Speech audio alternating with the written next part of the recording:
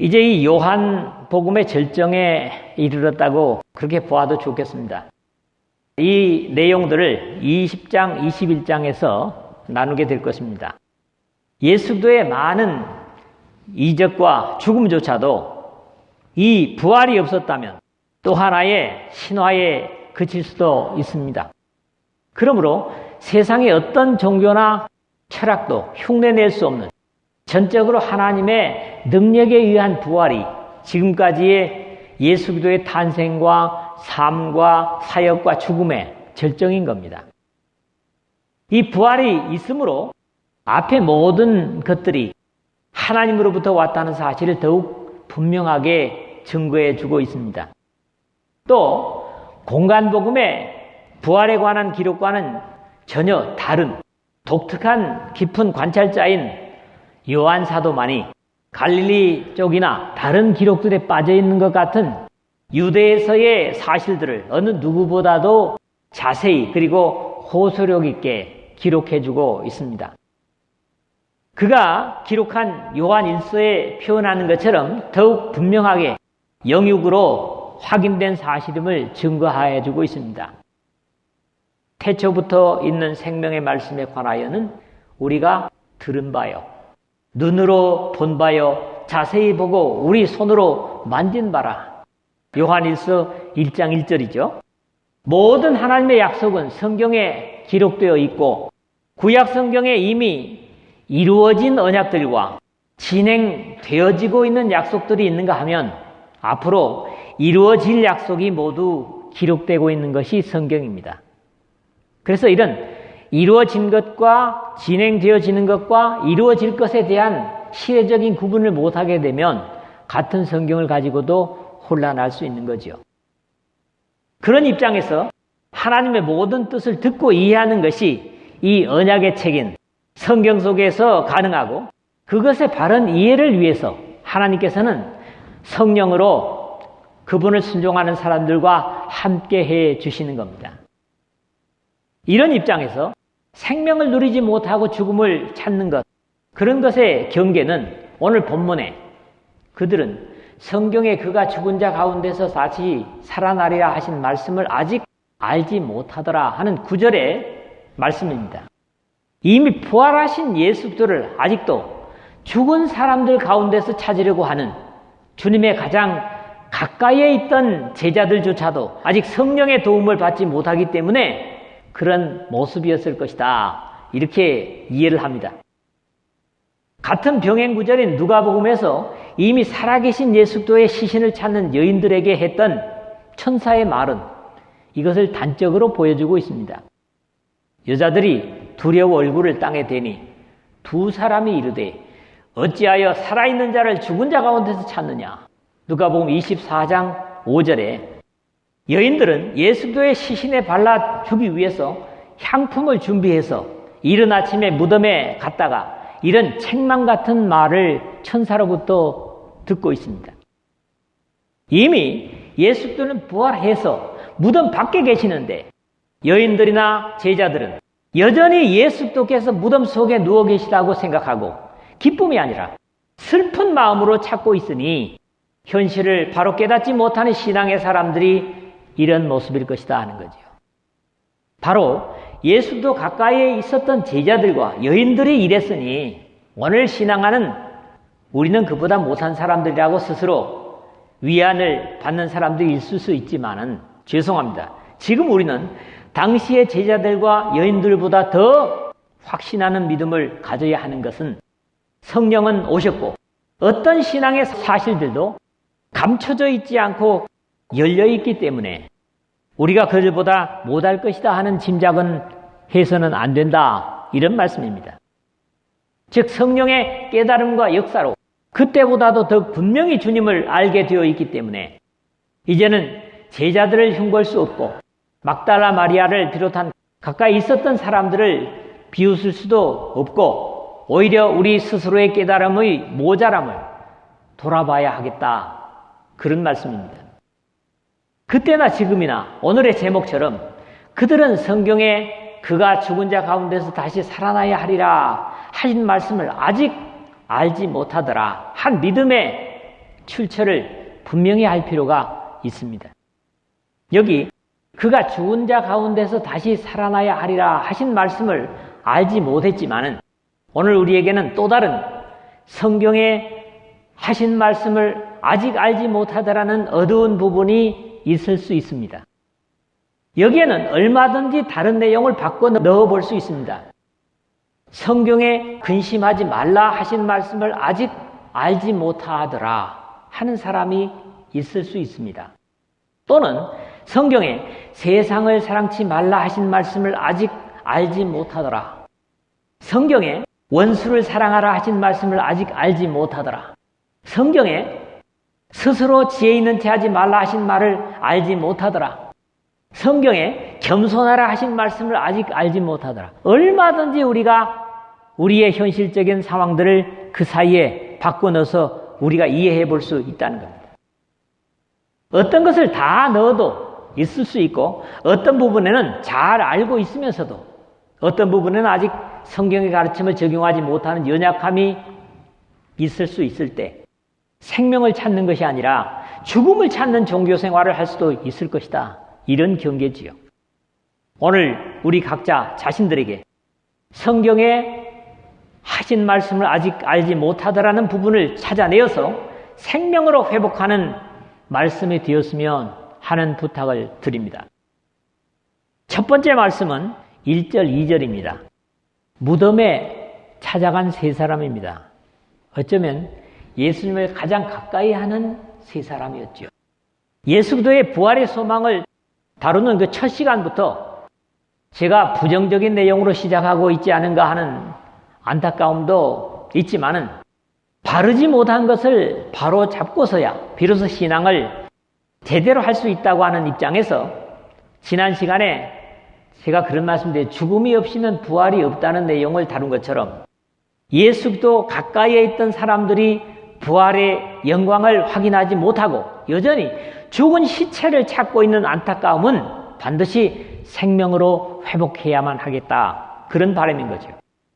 안식 후 첫날 일찍이 아직 어두울 때에 막달라 마리아가 무덤에 와서 돌이 무덤에서 옮겨진 것을 보고 그랬는데 남자들도 찾아가는 것을 꺼리는 무덤에 아직도 날이 채 밝지도 않은 새벽에 무덤을 먼저 찾아간 것은 바로 막달라 마리아였습니다. 유대인들은 우리와 다르게 하루의 시작을 저녁 해질 때이지만 그와는 관계없이 부지런한 사람들은 새벽에 일어나 활동하고 그 활동으로 오히려 자신이 새벽을 깨우는 표현도 성경에서 우리가 볼 수 있습니다. 여리고성을 무너뜨리는 역사도 7째 날 새벽에 그들이 일찍 일어나서 여호수아 6장 15절 상반절에 그렇게 시작을 했고 오히려 적극적으로는 내가 새벽을 깨우리로다. 시편의 57편 8절 하반절이라든가 108편 2절 하반절에 선언을 하고 있고 새벽에 하나님이 도우시리로다. 시편 46편 5절 하반절 찬양처럼 출애굽기 또 14장 27절에는 마른 땅같이 홍해를 건너는 이스라엘을 뒤쫓아오는 이집트의 군대를 하나님은 새벽에 물속에 수장시키는 일도 이런 일들 중에 하나인 겁니다. 새벽에 하나님의 능력의 역사가 늘 함께함을 보는 거죠.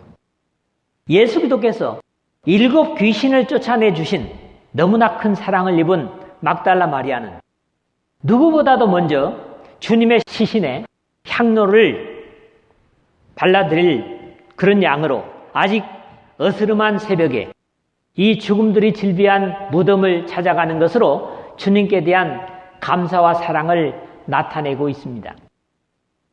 막달라 마리아가 무덤에 와서 돌이 무덤에서 옮겨진 것을 보고 1절 하반절 그랬는데 무덤에 도착하자마자 막달라 마리아가 확인한 것은 무덤 입구에 막아두었던 돌이 옮겨진 것을 본 것이었습니다. 그 무덤 안을 확인해 본 것도 아니고 자신이 확인한 것을 두 제자에게 알리기 위해서 달려가서 말했다고 기록을 하고 있죠. 시몬 베드로와 예수께서 사랑하시던 그 다른 제자에게 달려가서 말하되 사람들이 주님을 무덤에서 가져다가 어디 두었는지 우리가 알지 못하겠다 하니 2절에 그렇게 돼 있잖아요. 그 제자들에게 알린 내용이 사람들이 주님을 무덤에서 가져다가 어디 두었는지 우리가 알지 못하겠다. 이 말 자체가 부활하셔서 스스로 움직이시는 주님은 상상도 못하고 아직도 누군가에 의해 수동적으로 움직이시는 시신으로만 주님을 생각하고 있다는 겁니다. 본래 성경에 하신 말씀을 아직 알지 못하더라는 믿음은 이렇게 스스로 생각하고 마음대로 판단하고 상상하는 것을 행동하는 막연한 것입니다. 그래서 우리가 경계해야 되는 거지요. 그런 것은 이렇게 적극적인 행동으로 움직인다고 해도 여전히 비생산적일 수밖에 없습니다. 왜? 하나님의 약속에 의한 것이 못되기 때문이죠. 예수께서 살아계실 때 수없이 부활에 대해서 말씀하셨고 변화산에서 내려오시면서도 인자가 죽은 자 가운데서 살아나기 전에는 본 것을 아무에게도 이르지 말라. 마태복음 17장 9절 하반절에 하신 말씀조차도 그들이 이 말씀을 마음에 두며 서로 문의해야 돼. 죽은 자 가운데서 살아나는 것이 무엇일까? 마가복음 9장 10절에 하는 것으로 봐서 부활의 개념조차도 이해하지 못했던 것 같습니다. 그런 이유에서 막달라 마리아가 사람들이 주님을 무덤에서 가져다가 어디 두었는지 우리가 알지 못하겠다 하니 2절 하반절 그런 거죠. 이런 생각은 대단히 막연한 것이었습니다. 과연 무덤에서 누가 어디에다가 주님을 옮겼다는 말입니까? 그 발상 자체가 막연하고 허망한 상상입니다. 오늘 우리 역시 성경의 약속을 따른 믿음이 되지 못하면 이렇게 행동은 있는데, 신앙의 행동은 있는데 그 행동 자체가 허망하고 텅 빈 생각으로 채워질 수 있다는 데서 성경에 하신 말씀을 아직 알지 못하더라는 그런 믿음은 경계되어야만 하는 겁니다. 두 번째 말씀은 3절에서 7절입니다. 이 무덤의 광경을 지금 우리에게 전달하는데 이미 완벽하게 정리되어 있는 그런 무덤 속을 보는 겁니다. 그 무덤은 다른 시신이 하나도 없죠. 왜? 새 무덤에다가 장사를 했으니까. 그러니까 이 무덤의 어떤 모습을 묘사하는 걸 보면 여러분 어떻습니까? 딱 생각되는 게 주님께서 주무시고 이불을 개껴놓은, 정리해놓은 그런 감마저 이 모습 속에서 우리가 생각할 수가 있습니다. 무덤을 맨 먼저 찾아갔던 사람은 막달라 마리아였고 이런 온전하지는 못하지만 사랑에 보답할 양으로 움직이는 막달라 마리아에게 역시 부활하신 예수께서 맨 먼저 보이셨다고 마가는 기록을 하고 있습니다. 예수께서 안식 후 첫날 이른 아침에 살아나신 후 전에 7 귀신을 쫓아내어 주신 막달라 마리아에게 먼저 보이시니 마가복음 16장 9절에 되어 있습니다. 성경에 나타나는 대로는 물론 막달라 마리아가 찾아간 그 순간에 주님께서 바로 부활하신 것이 아니고 이미 부활에 계신 상태에서 장례 때의 잔재들이 남아있는 그러나 너무나 질서정연한 모습을 확인할 수 있었던 것으로 기록이 되고 있는 겁니다. 베드로와 그 다른 제자가 나가서 무덤으로 갈 때 3절에 그랬는데 여기 베드로와 함께 거론되는 그 다른 제자는 물론 앞에서도 우리가 봤습니다만 이 요한복음을 기록하고 있는 사도 요한입니다. 막달라 마리아의 전가를 받은 두 제자는 머뭇거리지 않고 예수 그리스도를 장사 지냈던 무덤으로 향합니다. 둘이 같이 다름질하더니 그 다른 제자가 베드로보다 더 빨리 달려가서 먼저 무덤에 이르러 4절에 그렇게 돼 있죠. 그 아침부터 달리는 모습이 계속됩니다. 무덤이 비어있는 것을 두 제자에게 알리려고 막달라 마리아가 달려가 말했고 이 소식을 전해들은 두 제자들 역시 둘이 같이 다름질하더니 라고 기록되고 있기 때문입니다. 그러나 베드로는 아마 나이가 요한보다 많았죠. 그래서 성미는 급했지만 다름질은 아마 요한보다 빠르지 못했던 것으로 나타납니다. 그 다른 제자가 베드로보다 더 빨리 달려가서 먼저 무덤에 이르러 4절에 그런 것을 봤어요. 무덤이 비어있다는 막달라 마리아의 전가를 들은 두 제자는 젖먹던 힘까지 다해서 여기 표현한 대로 더 빨리 달려가서 라고 쓰고 있습니다. 그것이 살아나신 주님을 만나기 위한 것이기보다는 잃어버린 시신을 확인하고자 했던 것이 안타까울 뿐입니다. 사도 요한이 무덤을 대략 들여다본 모습을 구부려 세마포 놓인 것을 보았으나 들어가지는 아니하였더니 5절 그렇게 확인하고 있습니다. 그러나 성미 급한 베드로는 머뭇거릴 것도 없이 무덤에 오자마자 시몬 베드로는 따라와서 무덤에 들어가 보니 세마포가 놓였고 6절에 공통적으로 본 것은 뭐였습니까? 세마포였습니다. 여기에 추가해서 베드로가 들어가 본 것은 또 머리에 쌌던 수건은 세마포와 함께 놓이지 않고 딴 곳에 쌌던 대로 놓여 있더라 해서 무덤 속의 질서 정연한 모습을 그대로 전달해주고 있다는 겁니다. 마치 어떤 사람이 자고 잠자리에서 일어나서 이부자리를 정리해둔 것 같은 그런 묘사를 하고 있다는 거죠. 대개의 경우 바위 속에 파둔 무덤 속에 시신을 안장해 뒀다면 앞에서 우리가 11장에서 나사로의 경우를 봤습니다마는 부패하기 시작해서 냄새가 났겠죠. 왜? 사흘이 지났으니까. 막달라 마리아의 생각과 같이 누군가가 시신을 옮겨갔다면 보이는 모습에서도 이렇게 정돈되어 있을 수 없었을 것입니다. 상상이 되지 않나요? 우리는 이 무덤에서조차 생명의 질서는 정연함을 보는 것입니다. 어두움은 언제나 혼돈하고 공허하지만 하나님의 만드시는 창조의 역사나 생명은 분명히 질서를 유지하고 깨끗함을 나타내고 있는 거지요. 어찌 보면 태초의 창조의 모습이 무질서와 공허의 질서를 만드시는 것으로 창조의 사역이 시작되는 것으로 기록이 되고 있지요. 태초에 하나님이 천지를 창조하시니라. 그 땅이 혼돈하고 공허하며 흑암이 깊음 위에 있고 하나님의 영은 수면 위에 운행하시니라. 하나님이 이르시되 빛이 있으라 하시니 빛이 있었고 창세기 1장 1절에서 3절까지 기록입니다. 물론 이런 모습에서 세상과 하나님의 나라인 교회를 비교할 수도 있을 겁니다. 세상은 무질서할지라도 하나님의 교회는 질서가 정연해야 하는 거지요. 왜? 질서의 하나님을 섬기는 사람들이니까요.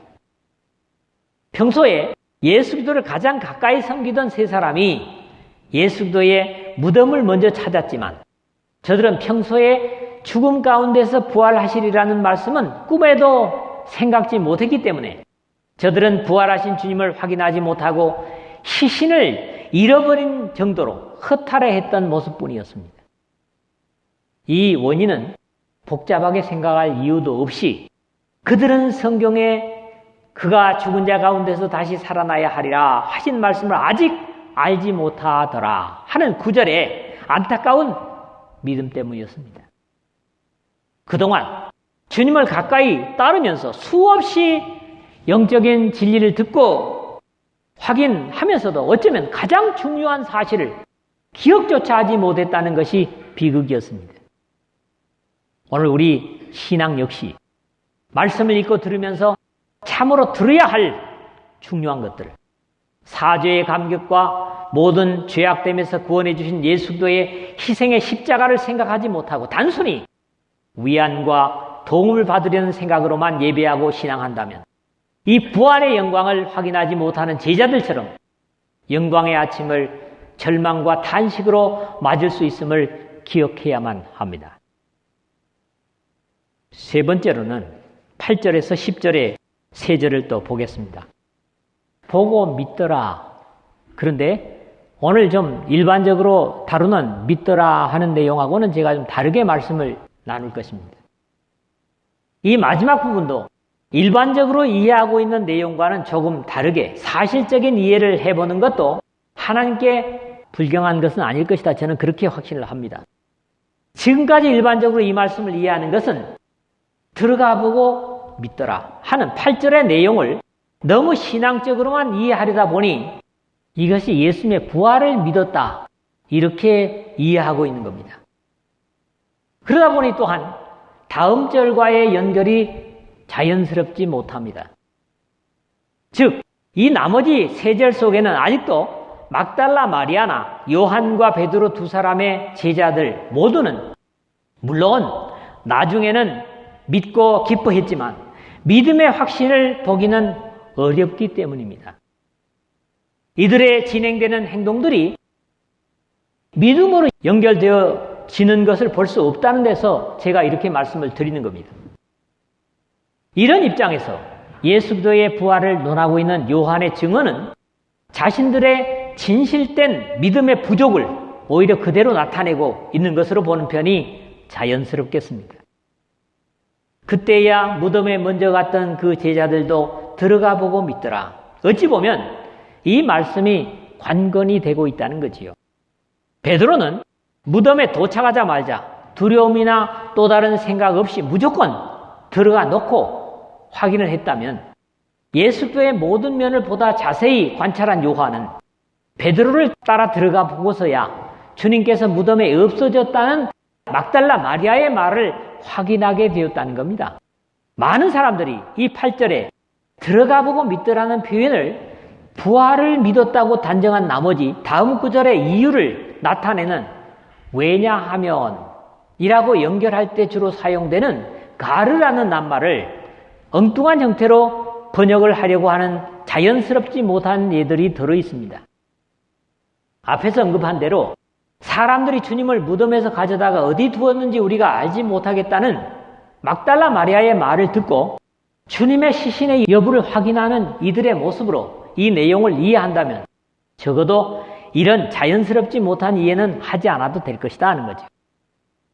그들은 성경에 그가 죽은 자 가운데서 다시 살아나야 하리라 하신 말씀을 아직 알지 못하더라. 9절에 한 것처럼 그들이 예수 그리스도의 부활에 대한 성경의 가르침을 그대로 확신했다면 당연히 사람들이 주님을 무덤에서 가져다가 어디 두었는지 우리가 알지 못하겠다는 오해보다는 예수 그리스도께서 부활하셨으므로 무덤에 없는 것은 당연할 것이라고 확신할 수 있었을 것이지만 그렇지 못함을 요한은 기록하고 있는 겁니다.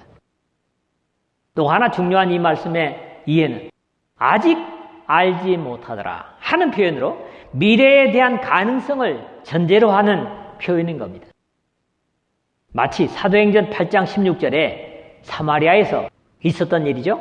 8장 16절에 이는 아직 한 사람에게도 성령 내리신 일이 없고라는 말씀과 같은 표현입니다. 이 아직이라는 것은 그때까지 부활의 사실을 알지 못했지만 반드시 알게 되리라는 의미를 분명히 하는 말이죠. 그러므로 이 8, 9절의 무리 없는 이해는 무덤에 찾아갔던 이 세 사람은 성경에 그가 죽은 자 가운데서 다시 살아나야 하리라 하신 말씀을 아직 알지 못하였기 때문에 사람들이 주님을 무덤에서 가져다가 어디 두었는지 우리가 알지 못하겠다 하는 막달라 마리아의 말을 들어가 확인하고서야 믿게 되었다고 이해하는 것이 보다 자연스럽습니다. 오늘 마지막 표현도 앞에 이러한 내용들을 뒷받침하는 모습입니다. 이에 두 제자가 자기들의 집으로 돌아가니라 10절에 그랬거든요. 여기 예를 듭시다. 만약에 이들이 예수 그리스도의 부활을 확인한 상태였다면 가만히 집으로 돌아갔겠습니까? 그럴 리가 없다고 봅니다. 흥분의 감격으로 이 사실을 그들과 관련된 모든 사람들에게 알리려고 하였을 것이라는 이해가 어렵지 않습니다. 다음 주에 보게 되겠지만 마리아는 무덤 밖에 서서 울고 있더니 울면서 부풀려 무덤 안을 들여다보니 11절에 그랬다고요. 하는 내용도 아직 부활을 확인하지 못한 단적인 모습입니다. 예수 그리스도께서 죽음에서 부활하신 사실을 확신했다면 계속 무덤 안을 들여다보고 울고 있지 않았을 것이라는 거죠. 이게 자연스럽지 않습니까? 그러므로 요한은 아직 부활을 예언한 성경이나 예수 그리스도의 말씀을 확인하지 못하고 그 부활이 이미 이루어진 상황이었음에도 적어도 그때까지는 아직 부활을 믿지 못하고 있는 자신들의 상태를 가감없이 그대로 나타내고 있다. 그런 말씀이죠. 여기서 이게 하나님 말씀을 의심하는 거라든가 불경건이 결코 아닙니다. 말씀을 맺습니다. 예수 그리스도께서 인류의 구속의 역사를 완성하셨음에도 아직 가장 가까이에 있던 제자들이 부활하신 주님을 만나기 위하여 무엇인가를 했다면 그래도 이해가 가겠는데 여전히 죽어있는 시체를 찾고 확인하는 모습은 역시 영적이지 못한 안타까운 모습이라는 겁니다. 왜 그랬겠습니까? 성령의 지도와 인도를 받지 못했기 때문입니다. 그 이유는 오늘 본문을 제목으로 선택한 대로 그들이 성경에 그가 죽은 자 가운데서 다시 살아나야 하리라 하신 말씀을 아직 알지 못하더라 하는 한 가지 원인이었고 이것 또한 역사 속에 수없이 반복될 수 있는 모습입니다. 이 진실된 기록은 또 다른 측면에서 우리에게 가능성을 주는 말씀이기도 하다 그랬습니다. 성경에 하신 말씀을 아직 알지 못하더라 하는 기록은 당시의 제자들이 그랬지만 나중에는 확신하고 기뻐하고 찬양하며 전하며 영광을 돌렸다는 데서 같은 가능성을 우리가 가질 수도 있다는 겁니다. 그럼에도 분명한 한계는 있습니다. 그때는 성령의 임재 이전이었지만 지금은 약속은 이루어졌고 믿을 만한 증거를 모두에게 주셨기 때문에 가능성이 있다고 할지라도 예수 그리스도의 다시 오심이나 오늘 각자가 세상을 떠나기 전까지 시기의 한계는 있는 것이고 이 일은 언제 이루어질지를 아무도 모른다는 사실입니다. 예수님이 언제 오실지도 모르고 내가 언제 세상을 떠날지도 모르기 때문에 이게 시급하다는 거지요. 서론에서도 몇 가지 예를 들었지만 이 마지막 시대의 경계는 성경에 모이기를 패하는 어떤 사람들의 습관과 같이 하지 말라 하신 말씀을 아직 알지 못하더라. 우리가 그런 상태일 수도 있어요. 또는 성경에 게으르지 말라 하신 말씀을 아직 알지 못하더라. 성경에 너희도 준비하고 있으라 생각하지 않은 때에 인자가 오리라 하신 말씀을 아직 알지 못하더라. 는 비극의 사람은 오늘 이 말씀을 듣는 여러분 중에서는 한 사람도 없기를 바랍니다. 그렇지 못하면 주님의 영광된 부활의 사실 앞에서도 여전히 생명 없는 어떤 것을 확인하는 것을 찾아 다름질하는 생명 없는 어떤 것을 위해서 분주함으로 에너지를 쓸 수 있는 그런 모습이 될 수 있다는 겁니다. 하나님의 말씀을 확신하고 믿고 순종함으로 여러분의 움직임이 확신과 감격으로 가득 차고 부활하신 주님과 성령의 역사로 말미암아 감사와 찬양이 충만한 모두 되시기를 주님의 이름으로 축복합니다.